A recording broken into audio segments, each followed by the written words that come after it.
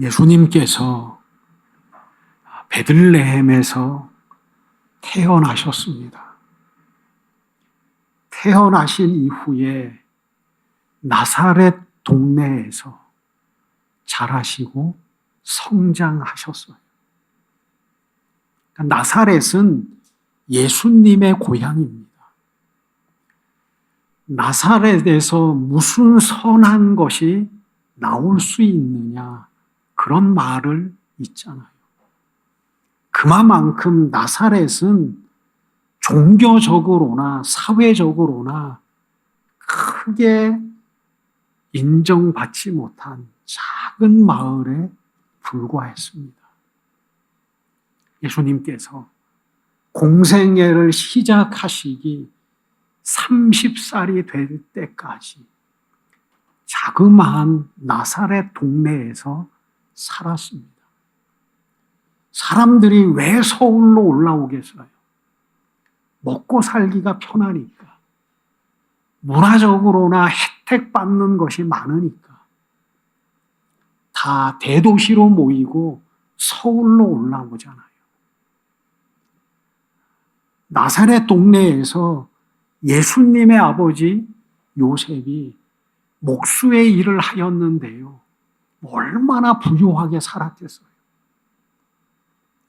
큰 도시에서 목수를 하였다고 하면 벌이가 클 수 있겠지만 정말 조그마한 동네, 나사렛 동네에서 목수 일을 하고 살았으니 얼마나 삶은 어려웠겠습니까? 그 가운데 사셨어요. 30이 되면서 이제는 인간 예수 그리스도가 아니라 하나님께서 맡겨주신 바에 하늘의 사명을 감당하기 위해 광야로 나가셨고요. 40일을 금식하시고 마귀의 시험을 통과하셨습니다.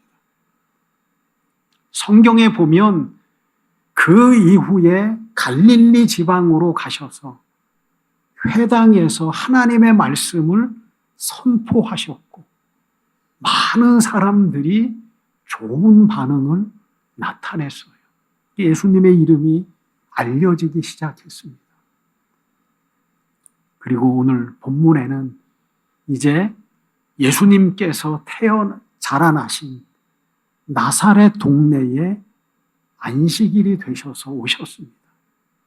우리가 주일이 되면 이렇게 예배당에 모여서 하나님 앞에 주어진 예배의 절차를 따라서 예배 드리잖아요.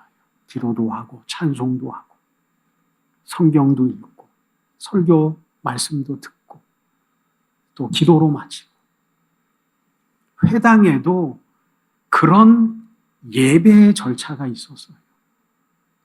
기도도 하고 하나님의 말씀도 외고 오늘 본문의 말씀과 같이 사람들의 순서에 의해서 하나님의 말씀, 지금이야 성경 말씀 읽기가 얼마나 편해요. 이렇게 읽으면 펴면 어디든지 필 수 있고. 예전에는 두루마리잖아요. 이렇게 두루마리로 돼 있어서 내가 원하는 것을 찾아 읽는 것이 아니라 그냥 순서대로 읽었어요. 회당에서. 예수님께서 오늘 본문의 말씀과 같이 늘 하시던 대로. 그러니까 유대인이니까 늘 회당에 가서 하나님의 말씀을 읽고 때로는 지혜로운 자 랍비에게 하나님의 말씀을 듣는 그러한 회당의 예식이 있었어요. 예수님께서 책을 읽는데 어떤 말씀이 펼쳐져 있었냐면 오늘 본문의 말씀과 같이 이사야 61장 말씀이 예수님이 읽은 거예요.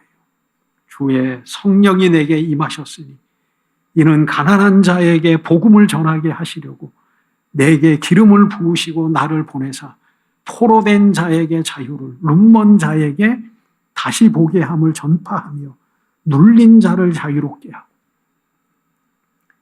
일부러 찾아서 읽은 것이 아니라 그 해당의 예식 안에 펼쳐진 말씀이 마침 이 말씀이에요. 이 말씀은 메시아의 오심을 예언하는 이사야서에 기록되어져 있는 말씀이잖아요. 그러면서 예수님께서는 이 말씀을 읽고 많은 사람들이 주목하였을 때에 뭐라고 하셨냐면 오늘 너희 귀에 응하였느니라. 그렇게 말씀하십니다. 오늘 본문에는요, 이사야 61장 1절과 2절에는 왜 예수님께서 이 세상에 오셨고 오셔서 어떠한 사명을 감당해야 되는지에 대해서 기록하고 있어요. 하나님께서 그에게 기름을 부으시고 이 세상에 보내셔서 무슨 일을 하시려고 하늘에서 다 명령하시면 되는데 하늘에서 천사를 통해서 완성하시면 되는데 왜 굳이 인간의 몸을 입고 이 세상에 오셔서 그 인간의 굴곡진 삶을 다 감내하시며 33년의 삶을 이 땅에서 사셨냐면 바로 이와 같은 일을 이루어 나가기 위해 오셨다는 거예요. 첫 번째가 뭐냐면 가난한 자에게 복음을 증거하기 위해 오셨어요. 가난한 자. 이 가난함이라고 하는 것은 물질의 부족함이 아닙니다. 예수님께서는 부자를 향한 경고의 말씀을 하시잖아요. 예수님께서는 물질을 죄로 단정하지 않으셨어요. 영생을 구하는 그 부자 청년이 떠나간 이후에 뭐라고 말씀하셔요?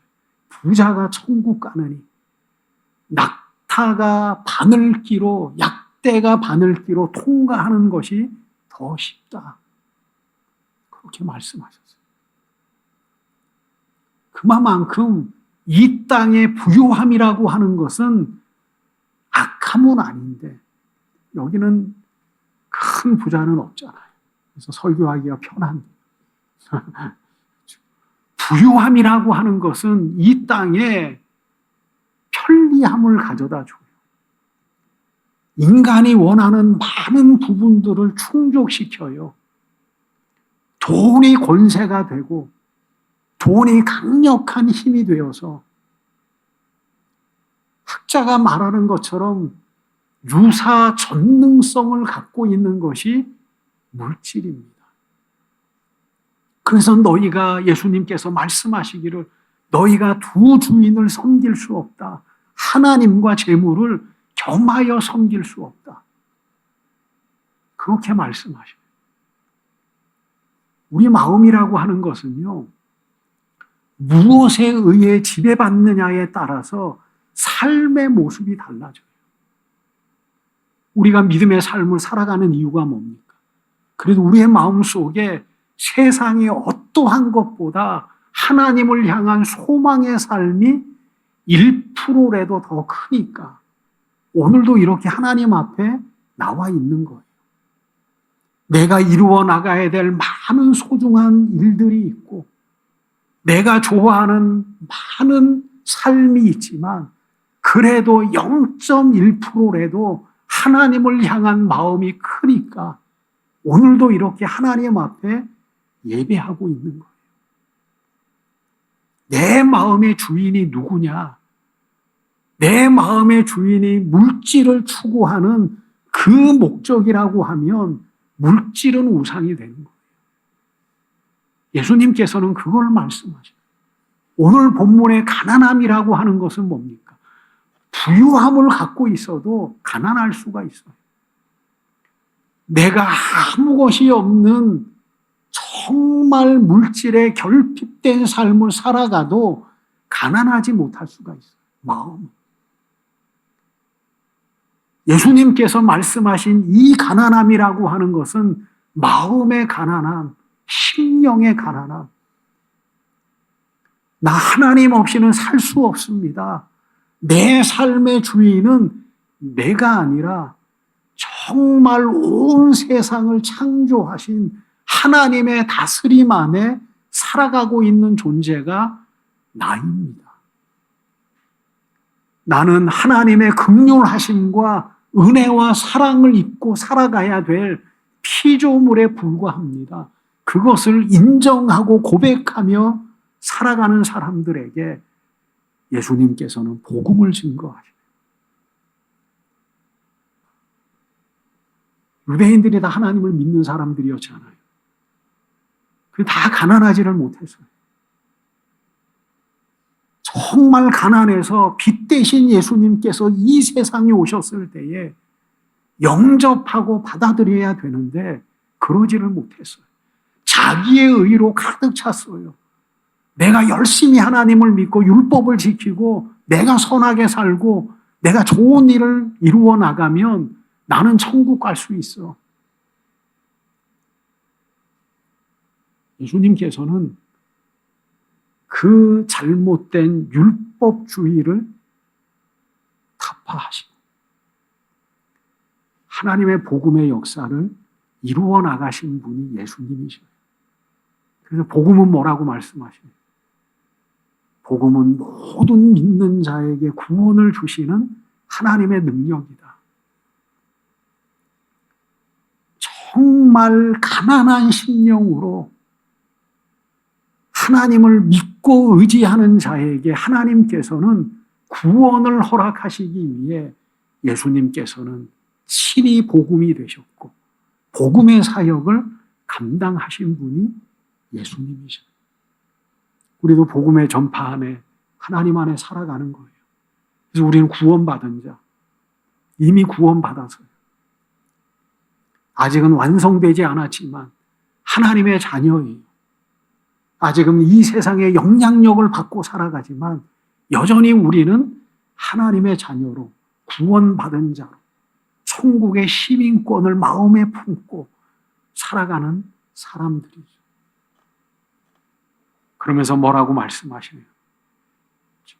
포로된 자에게 자유를, 눈먼 자에게 다시 보게 됨을, 눌린 자에게 자유를 주신다. 우리가 뭐에 포로됐어요? 우리 마음대로 살잖아요. 더군다나 우리나라는 민주주의 국가잖아요. 종교도 내가 원하는 대로 선택할 수 있어요. 때로는 세상에 법률이 있어서 우리의 삶을 제약하지만 그래도 우리는 자유로운 삶을 살아요. 내가 원하는 삶, 내가 선택하고 살아가요. 우리가 포로된 적이 없잖아요. 갇힌 적이 없잖아요. 근데 우리를 향해서 예수님께서는 너는 포로된 자야. 뭐에 포로됐냐면 성경은 말아요. 죄와 사망에 대해서. 인간의 가장 큰 해결돼야 될 문제는 죄와 사망이에요. 말씀드렸잖아요. 이 세상에 죄가 없어진다면 이 세상은 천국이에요. 모든 사람의 삶 속에 순식간에 죄라고 하는 악함이라고 하는 거짓이라고 하는 그 모든 것이 휘발유처럼 확 날아간다고 생각해 보세요. 어느 시점에. 이 세상은 얼마나 천국이 되겠어요. 그거 하나만으로도. 이제는 다툼이 없고 억압이 없고 거짓이 없고 남을 해하는 것도 없고 어느 아침에 일어나니까 사람들이 다 천사와 같이 살아요. 다 웃고 싸움도 없고 나가면 모르는 사람이든 아는 사람이든 서로 손잡고 다 형제 자매와 같이. 그 천국의 출발이에요. 근데 그 사람들이 사망이라고 하는 그 결과물을 이루어 나간다면 예전에 말씀드린 것처럼 신이 없는 거예요. 예수님이 오신 이유는 뭐냐면 죄와 사망으로부터의 해방, 자유, 그것을 위해 오셨어요. 초도에 말씀드린 것처럼 예수님께서 하신 많은 일들이 있잖아요. 오셔서 병든 자를 고치시고 귀신을 쫓아내시고 오병이어와 칠병이어의 역사를 통해서 굶주린 자의 배를 채워주시고 죽은 자를 살려내시는 놀라운 기적을 나타내시고 가만히 생각해 보면요. 그것은 하늘에서도 다 할 수 있어요. 줄인 그 백성들에게 만나를 내려주실 수도 있고 메추라기를 내려주실 수도 있고 죽은 자를 살리시는 것도 하나님께서는 예수님께서는 하늘에서도 할 수 있어요. 천국 복음을 증거하셨지만 꼭 굳이 육체를 입고 이 세상에 오시지 않아도 하나님께서 선지자를 세우셔서 얼마든지 예수님께서 하신 천국 복음을 외치실 수 있어요. 이스라엘의 백성들이 기다리던 메시아도 그거잖아요. 로마로부터 해방되어지는 나라의 회복을 기대했잖아요. 그것도요, 굳이 하늘에서 내려오셔서 육체를 입고 인간과 똑같이 어릴 적부터 성장해 나가고 그런 고통을 당하지 않아도 하늘에서도 얼마든지 할 수 있어요. 기드온과 같은 입다와 같은 다윗과 같은 용맹스러운 사람을 하나님께서 세우셔서 왜 이스라엘 나라의 회복을 하늘에서 못 이루실 이유가 없잖아요. 근데 왜 굳이 그 어려운 사람들이 영접하지도 않고 또 핍박하고 외면하고 돌을 던지는 그 고통의 삶을 감내하시면서 이 세상에 오실 이유가 뭐가 있을까? 단 하나예요. 피 흘리기 위해서. 우리에게 자유를 주시기 위해서. 하늘에서는 피를 못 흘리거든요. 하늘에서는 피로 말미암아 완성되어지는 대속의 역사를 이루실 수 없거든요. 그게 하나님의 의지인데 그래서 예수님께서 오신 거예요. 오셔서 모든 죄로부터 사망으로부터 포로된 이 세상의 모든 자들에게 구원의 길을 여시기 위해서 결국은 십자가를 지시고 그 육체마저도 내던지셔서 죽기 위해서 이 세상에 오신 거예요. 포로된 자에게 자유를, 눈먼 자에게 다시 보게 됨을. 단순히 시각장애인이 아닙니다. 영적으로 어두워진 자들, 어둠 속에서 무엇이 참된 하나님의 뜻인지 깨닫지 못하며 어둠 속에 살아가는 자들에게 예수님께서는 빛으로 오셨어요. 하나님의 뜻을 깨닫지 못하는 라오디게아 교회를 향해서 뭐라고 말씀하셔요? 너희가 안약을 사서 눈에 발라서 보게 하라. 우리의 시각으로 보는 모든 정보도 있는가 하면 영적 시각을 가지고 판단해야 될 그러한 시각도 있다는 거예요. 하나님의 뜻을 분별하고 하나님의 말씀을 분별하고 내 삶 속에 역사하시는 하나님의 구원의 손길을 분별할 수 있는 영적 시각. 그래서 그들에게 다시 보게 된 눈먼 자가 다시 보면 자유하잖아요. 이것도 같은 자유예요. 눈을 감고 있으면 얼마나 제약이 많아요. 행동에 제약이 따르잖아요. 눈먼 자에게 다시 보게 되면, 다시 보면 자유를 누리는 거죠. 보지 못하는 것을 보고 예전에 알지 못하는 모든 정보들을 다 받아들일 수 있고, 또 하나는 뭐예요? 눌린 자에게 자유를. 뭐에 눌려 있을까? 우리의 삶이. 그것은 질고예요. 질병의 고통. 예수님께서도 오셔서 이 세상에서 질고를 당하셨잖아요. 고통당하셨잖아요. 인간의 삶 속에 질고, 슬픔, 때로는 고통, 고난, 그 모든 곳에서 자유를 허락하시는 그 사명을 가지고 예수님께서 오셨어요. 자유는 속박되지 않는 거잖아요. 얽매이지 않는 상태잖아요. 그게 예수님의 복음의 사역을 통해서 우리에게 주어졌어요. 예수님께서는 뭐라고 말씀하셔요? 진리가 너희를 자유하게 하리라. 하나님의 말씀이 너희를 자유하게 하리라. 더 올라가면 예수님께서 너희를 자유하게 하리라. 하나님께서 너희에게를 자유하게 하리라. 죄로부터 자유하고 사망으로부터 자유하고 모든 질병과 고통과 슬픔 속에서부터 우리를 자유하게 하고 바라보지 못해서 올바른 구원의 길을 걸어가지 못하는 그 자들에게 다시금 보게 하심으로 자유하게 하시고, 그게 예수님께서 이 세상에 오신 목적이라는 거예요. 그래서 하늘에서 지시하실 수 있지만, 하늘에서 다 하실 수 있지만, 예수님께서 육체를 입고 이 세상에 오셔서 짧은 33년의 삶을 통해서 복음을 완성하셨어요. 그래서 사도 바울이, 베드로가,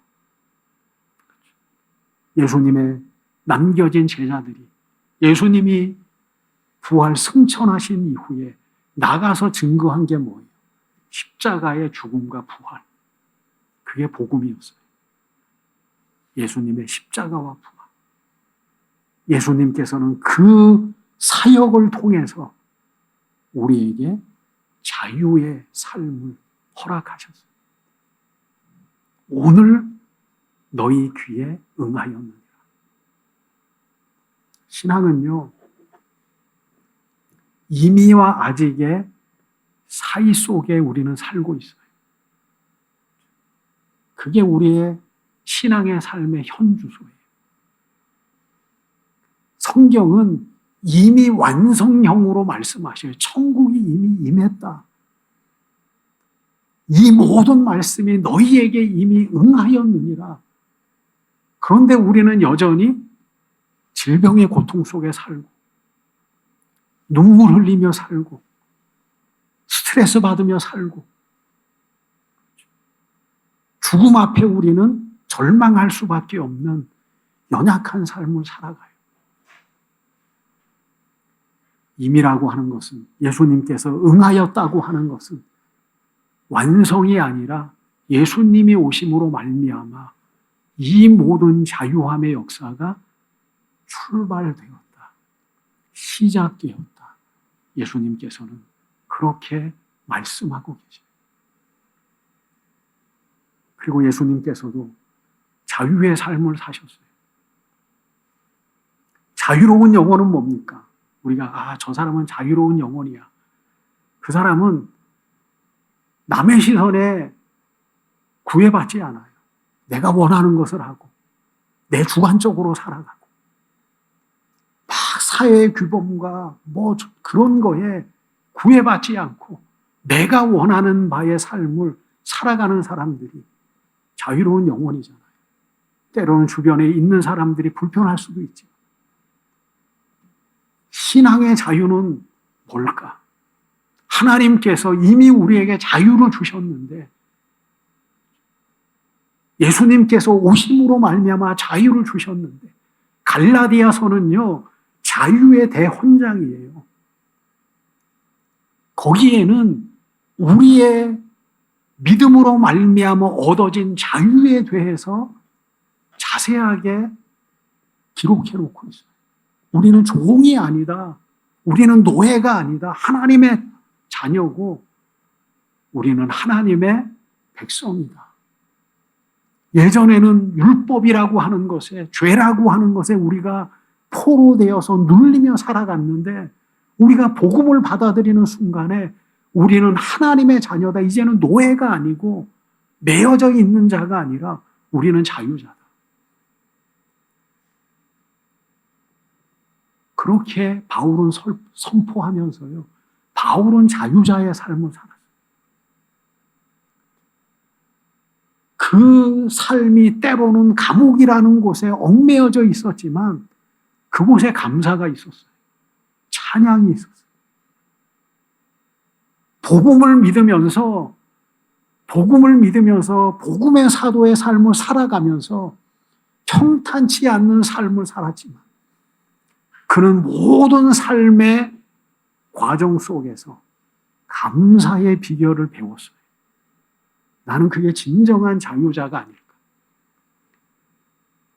하나님께서 주시는 자유는요, 예수님께서 말씀하시는 자유는 내 멋대로 살아가고 방종하며 살아가는 것이 아니라 하나님 안에 얽매여 살아가는 사람, 그게 진정한 자유예요.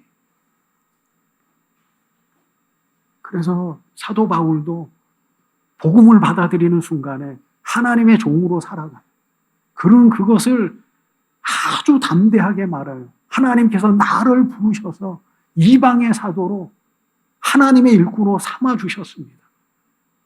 그러면서 온갖 돌아다니면서 하나님의 일을 감당하면서 옥에 갇히고 죽음 앞에서도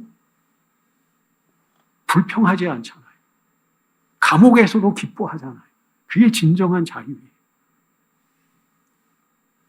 아무리 삶을 억압해도 그 안에는 후회가 없고 바울의 삶 속에는 좌절이 없고 그 삶 속에는 원망이 없었어요. 오히려 고통 속에서 기뻐하고 참 대단한 믿음의 소유자죠. 예수님께서도 그러잖아요. 예수님께서도 세상이 핍박을 하고 결국은 십자가에서 못 박히고 창에 찔리고 많은 사람들의 희롱이 있었지만 예수님께서는 뭐라고 말씀하시나요? 하나님 저들을 용서하여 주십시오. 하나님 내가 다 이루었습니다. 정말 모든 것을 소유하고 가진 자의 자유로움이 하나님 안에 살아가고 있는 그 자유. 왜냐하면 하나님이 계시니까. 어떤 때는 그런 생각이 들어요. 우리가 이 세상 많으면 100살, 요즘은 8, 90살 살지만 하나님 보시기에는 얼마나 짧은 순간일까. 영혼 속에 계시는 하나님께서 순식간에 우리는 눈 깜짝할 사이에 한 사람의 인생이 끝날 거예요. 하나님의 영혼의 시간 속에 보면. 우리는 그 안에서 아둥바둥거리고 살아가요. 우리가요, 훈수를 잘 두잖아요. 그렇죠. 장기를 두면 훈수 두고. 내 삶은 내 스스로 결정하지 못해도 남의 삶은 우리가 간섭은 잘하잖아요. 왜 그러냐면 멀리서 보니까 그래요. 멀리서 보니까. 나는 내가 살고 있는 삶 속에서 딱 갇혀서 멀리서 못 봐요. 그러니까 멀리서 보면 아무리 하수를 해도 훈수가 돼요. 왜냐하면 나는 어떻게 하면 잡아먹을까 장기를 두면 그 생각밖에 없는데 멀리서 보는 사람은 그 판을 보잖아요. 하나님께서도 멀리서 보니까 우리가 개미가 걸어가는 거를 보면 그러잖아요.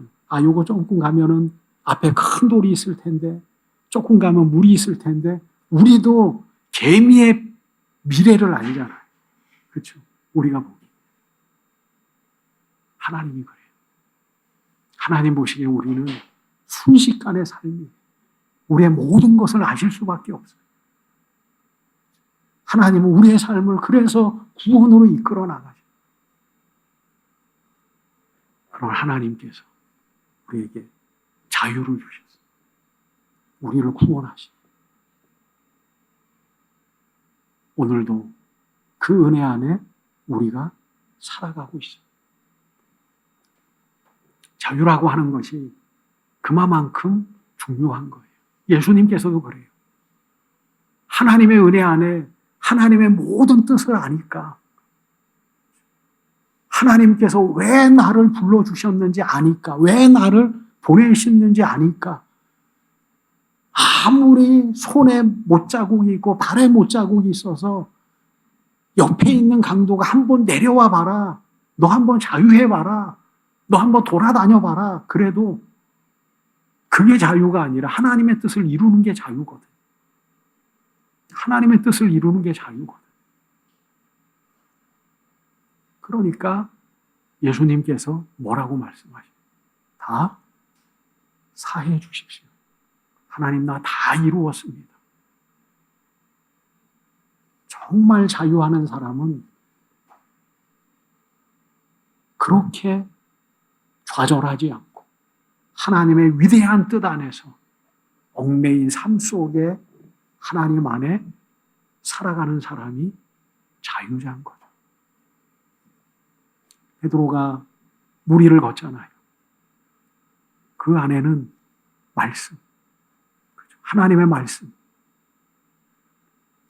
하지만 물에 빠졌을 때에는 두려움이 있어요.